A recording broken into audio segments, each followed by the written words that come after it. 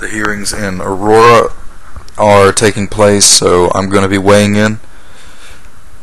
The cops testified yesterday about, or actually the arresting officer, I think his name is Oviatt,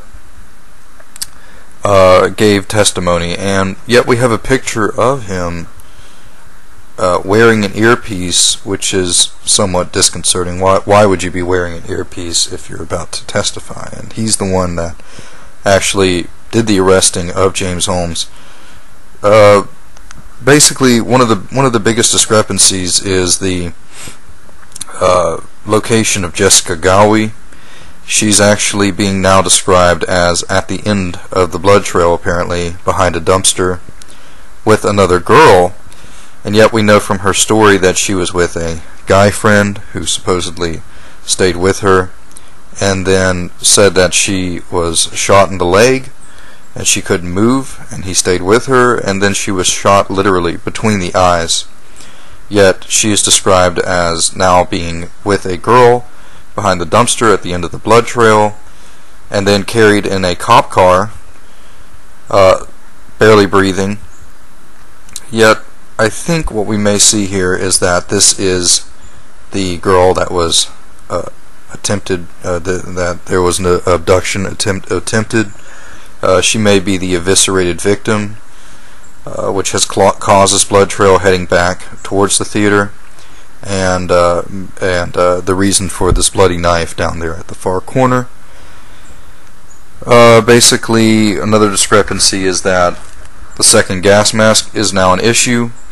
Basically, Holmes is described as wearing SWAT gear, wearing the gas mask, helmet, and armor, even though later he's reported as to be wheelchaired into jail wearing all of this body armor, which they removed and gave him a shower, described as showering off red paint all over his body, because it seemed as though his hair had been painted red.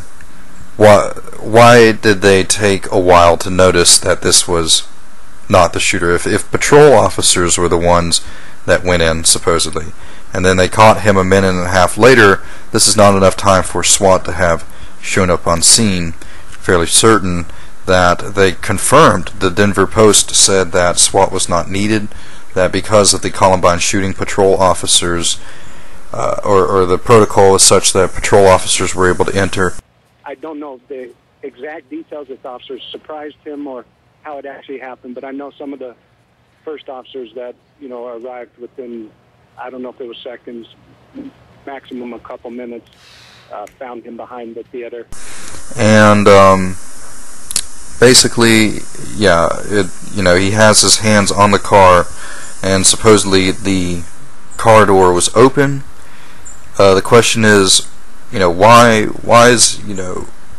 did they shut this car door, and then why would they break out the window later, especially when they're worried that there could be explosives in the vehicle? So, speaking about explosives that were actually, originally reported to not be, or to not be in this apartment. And police have been searching his apartment, but they have not found any explosives inside. Basically, these bombs were not sophisticated, and none of them are actually electrically being tripped, as was described, but we're relying on kinetic energy and chemical reactions. So there's another total contradiction. The security footage shows him apparently coming in and buying tickets, or a ticket, and he's wearing a beanie, which is convenient, right? Because nobody reports this person basically being in there or having the bright red hair. Corbin Dates said the man to open up the door had a goatee. I think you told one of our producers that the person you saw going out of the theater to get and come back, whoever came back in, the one who went out had a goatee. Yeah. Go ahead.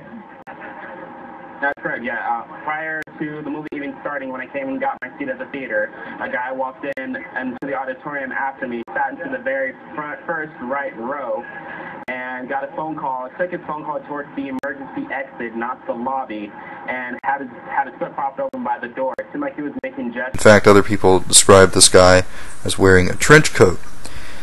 And then Corbin Dace described the person that came in shooting as being short and buff, short and stocky, and you look at James and he's tall and lanky.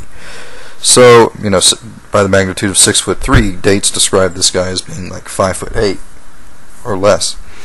Couldn't have been, you know, but the key thing here is that, you know, Dates already saw or already gave us his reaction to seeing Holmes for the first time, and it simply could not have been Holmes that opened up the door, because, you know, here is Dates seeing Holmes for the first time, being completely stunned by how this person looks. So, you know, it wasn't a question whether or not this was the guy that was opening up the door. Dates knew that this wasn't the man to open up the door. It's Dates thinking this is the guy that was the actual shooter. Even that was unbelievable to Dates, who saw somebody that did not look anything like James Holmes. Yeah, well, you know, basically, you know, they're going to have a week of all of this straight-up contradictions coming down the pipe, and, you know, they know that conspiracy theorists and alternative media is going to be quite possibly coming after it, and the problem here is that in comparison to Newtown and the other shootings where the suspect was killed, they basically, you know, and notice that this all happens after Aurora, they more or less do not have to deal with that psyop any further. However, James Holmes is supposedly alive, and in fact they're telling stories about him trying to commit suicide, but basically it means that it's going to get media coverage, and for James Holmes to actually pass away before the trial begins is also suspicious. So they're trying to go forward with the cover-up and failing to do so miserably.